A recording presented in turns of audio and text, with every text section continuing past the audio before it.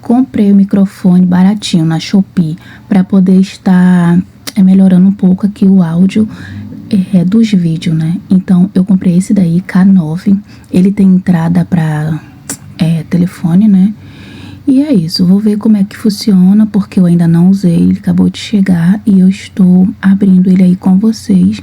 Ele vem esse aparelhozinho aí, ó, para poder conectar no telefone, e vem com 2 microfones, né?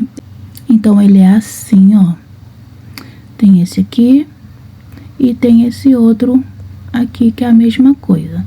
E também junto com ele veio o cabo USB para poder estar carregando, né? Dentro dessa caixinha aí. Então, daqui a pouco eu vou testar ele e no próximo vídeo eu já vou estar usando ele para ver como é que vai ficar.